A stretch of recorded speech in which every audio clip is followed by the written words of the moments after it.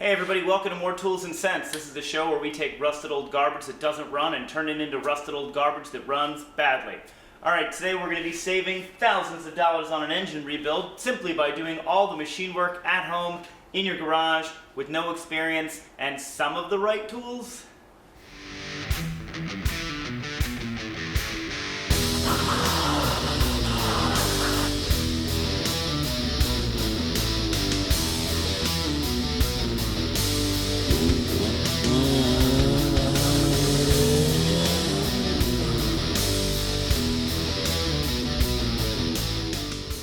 Alright, so this big lump of Dodge is what I want to throw underneath of that Studebreaker. Now I picked up this frame, engine, transmission, and everything for practically nothing.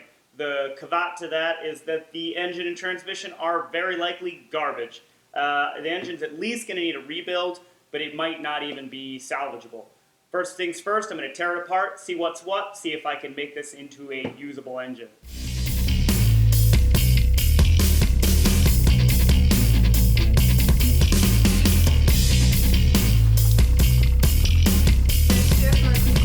Oh God!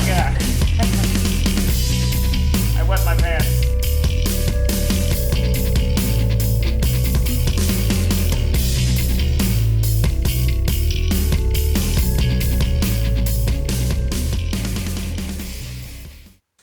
Well, this motor is definitely trash. But I think I'm going to actually rebuild it anyway, and that's for a couple of reasons. First of all, it's a 1987, and that means that it had the later model year 302 swirl port heads, which are actually pretty good performers in combination with a couple of other parts. Secondly, this is a Mad Max build, which means I can't just throw parts away. These are going to be hard to find out in the wasteland, so I'm going to have to rebuild it. But most importantly, this show is called More Tools and Sense, and I have a vertical mill and no idea what I'm doing.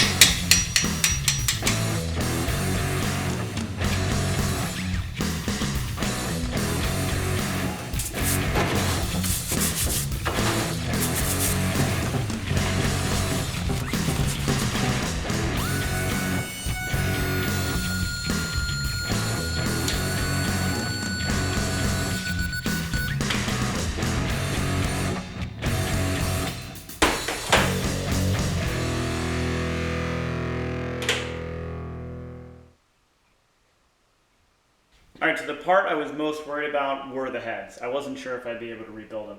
But I pulled all the valves out, and every single valve guide seems to be okay.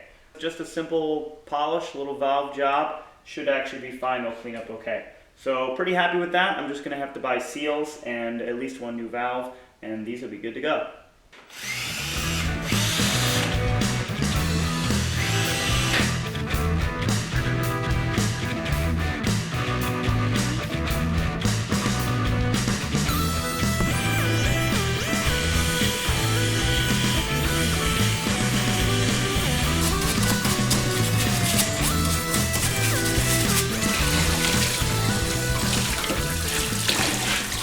Okay, now that I have my gasket set and my intake manifold, I'm ready to port the heads. So what I'm going to be doing is opening those ports up a little bit and allow more air in there. Now that I've clamped the intake onto the head, you can see that the intake ports are much larger than the ones that are on the head. So I'm going to focus all my efforts on opening those up. The intake is already pretty nicely flowing, and so I don't have to do too much there, just polish it up a little bit. And then you can see where they line up. I want to make sure that all of the space that the intake is using is also going to flow right into those heads.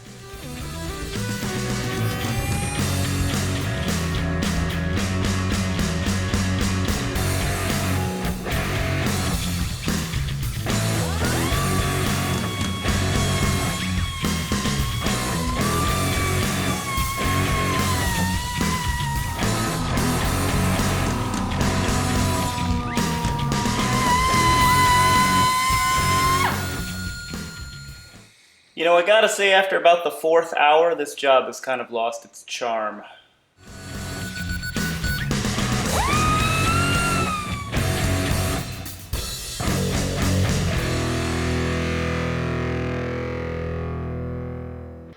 Alright, so since this engine had a lot of rust, and these heads, they had water sitting in the valves, and there's pitting on the valve seats, I wanted to clean those up. So I ordered this cheap carbide cutter kit off of eBay, and on the intake valves, I'm just going to use it to lightly clean up the seats a little bit, because this head actually already has the 1.88 size intake valves, which is listed as the size for a 360 engine, not a 318.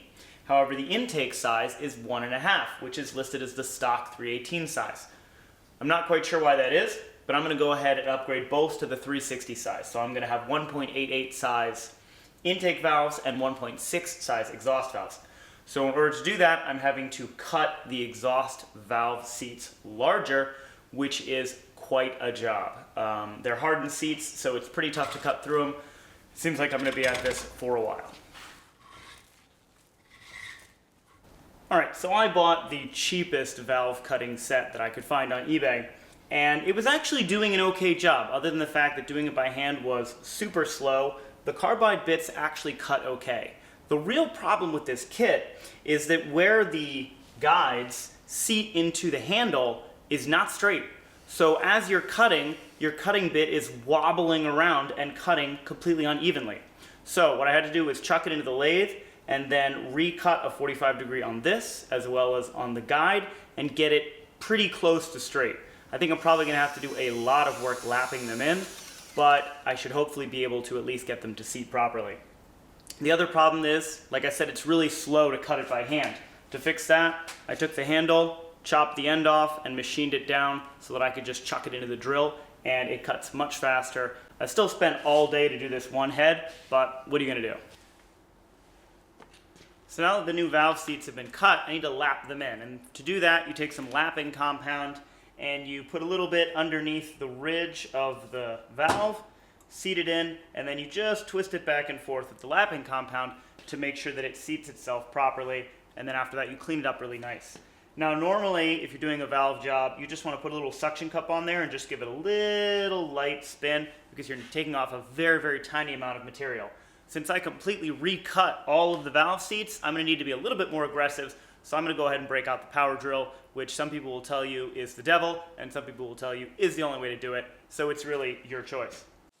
Now again, if this engine had not been left out in the rain for several years, it would be good to run. In fact, even if I was rebuilding it, you could just polish it with this dingle ball hone, berry hones with different names, and it cleans it up pretty good. The only problem is a lot of these cylinders have some pretty deep rust pitting, and that's the only thing preventing you from being able to really clean them up with just this tool. Now, since that little hone isn't going to do the job, we're going to break out a slightly bigger tool.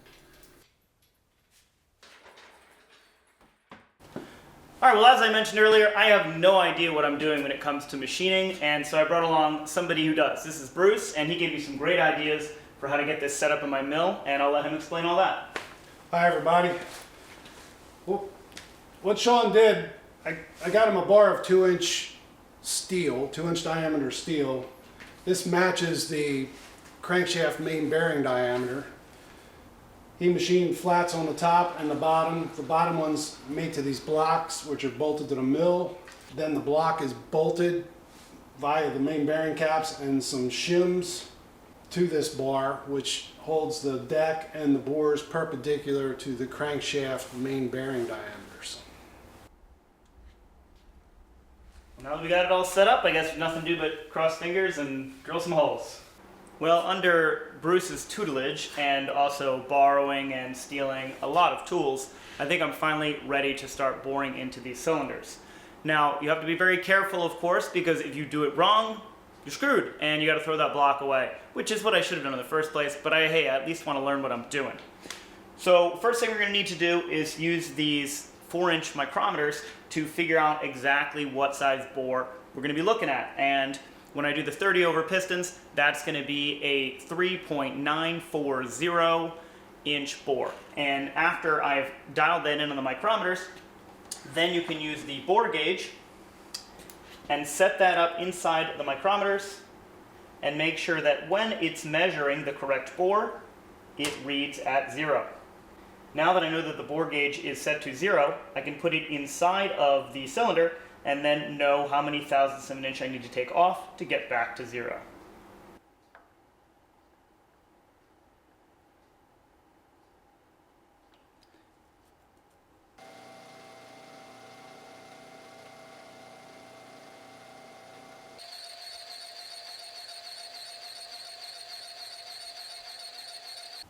Alright, so the first cut has been made, and you could see that we still have 15 thousandths, maybe 15.5 thousandths left to cut, which is going to be really 7 thousandths because you're taking it off of each side, which means we're going to take 2 more cuts of 3.5 each.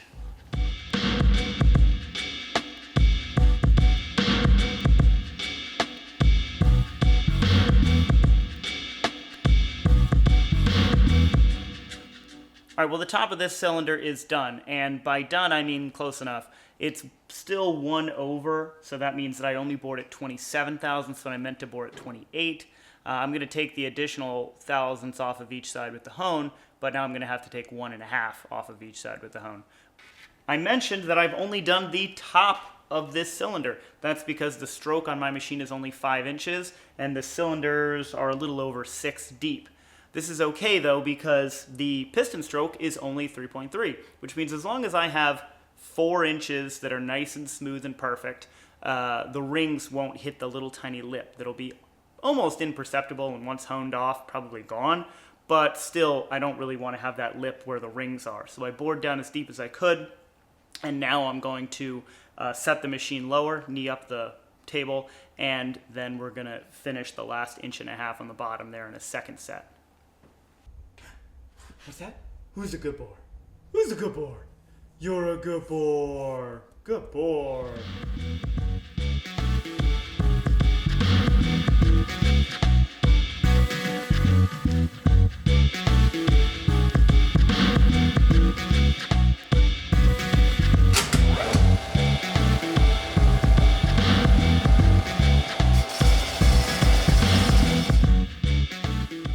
Okay, well, I am terrified of this next step. What we're going to be doing is decking the block, and that means we're going to use this fly cutter to take 10 thousandths of an inch off of the entire surface.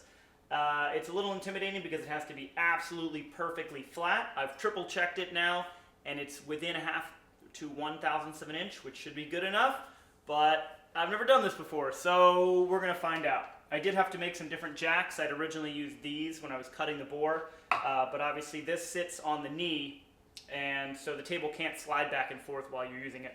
So I made some ones that bolt to the table, and I made 4 all around so I can adjust every corner, and I think I've got it pretty flat and true and ready to cut. But again, I am scared.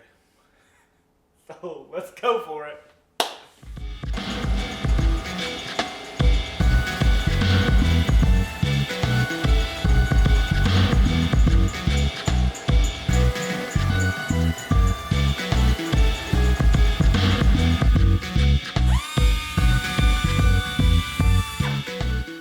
Cylinders are bored, the surface has been decked, and it's been cleaned up. So there's nothing to do now but flip it around 90 degrees and start all over.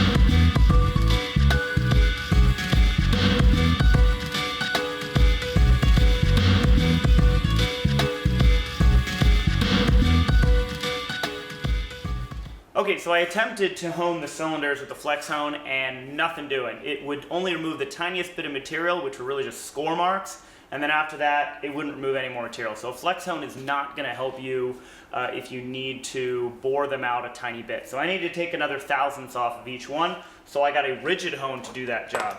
Now this has stones, and you can adjust the size so it works on different engines, but it does need to be lubricated so that the stones don't get clogged up. They recommend using 8 parts kerosene and 1 part oil. I'm going to use some gear oil with mineral spirits mixed in because I don't have kerosene. I don't feel like going to the store.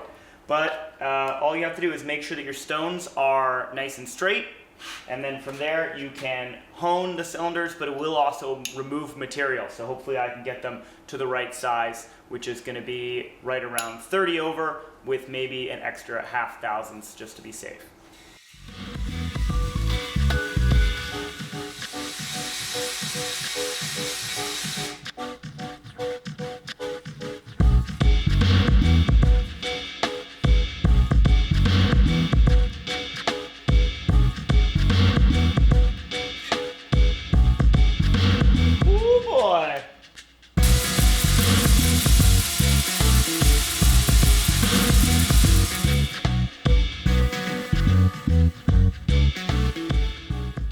Alright, well these have been sandblasted, polished, honed, bored. I've introduced so much grit, sandpaper, metal shavings, and chips into the heads and the engine that they need to be cleaned out really well. It would be best to hot tank them, but I don't have one of those. And I'm going to just hook up a pressure washer to the hot water in the house, and we're going to blast them as best we can for a long time to make sure we get all the grit out of the engine so that it won't self-clearance all the bearings away to nothing once we get this thing on the road.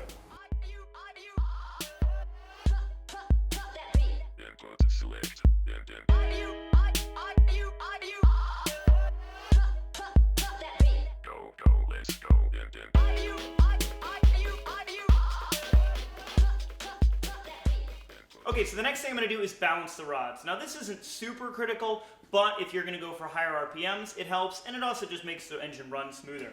So what you're going to do is, first of all, find out how much the small ends weigh and try to get them close. These aren't too far off. They're within about 2 grams, which isn't awful for an old Mopar engine, but I'm going to try to get it closer than that. Once you've balanced the small ends, then you're going to take the total weight and grind the big ends, and again, try to get them close. Within about half a gram is usually pretty good. So here's the scale I have set up, and the scale itself is pretty cheap. What you're going to want to do then is make a stand with these ball bearings, and then also a swing arm with a mandrel, which is going to allow this to center itself, because what's difficult is finding a repeatable weight. Sometimes it will move back and forth, and then you need to make sure that it's moving freely, and then if you shake it a little bit, it'll generally return the same answer each time. So after measuring all the rods, this is the one that's the lightest. As you can see, my scale isn't absolutely perfect, but usually within about half a gram, and it's somewhere around 234, which is what I'm going to grind all the others to match on.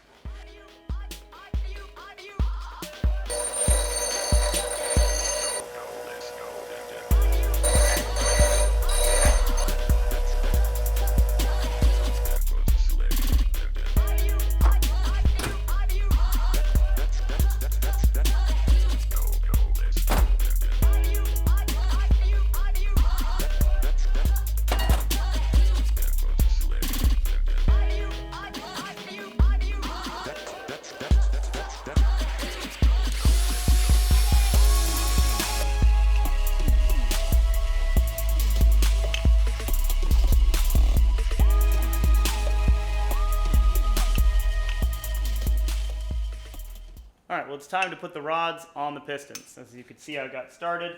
Let me show you what I'm doing here. So what you need to do is you need to press the pins into the pistons, but you need to stop them at the correct depth.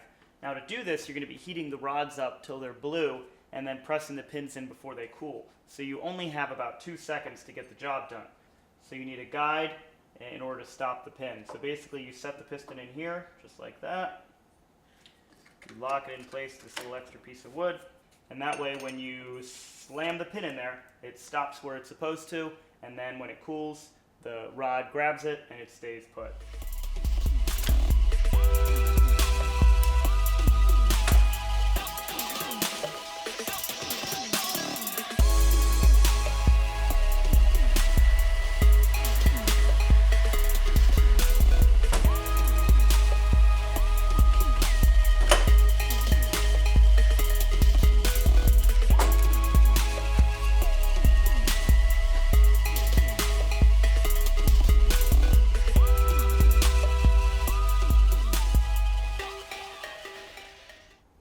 All right, everybody. Well, that's all the time we have for this episode, but tune into the next one so you can see this junkyard engine get reassembled and then find out if all those hours I poured into it are going to result in a running engine or if they're just going to be cast into an empty void of my own mortality. Don't forget to subscribe. See you guys next time on More Tools and Sense.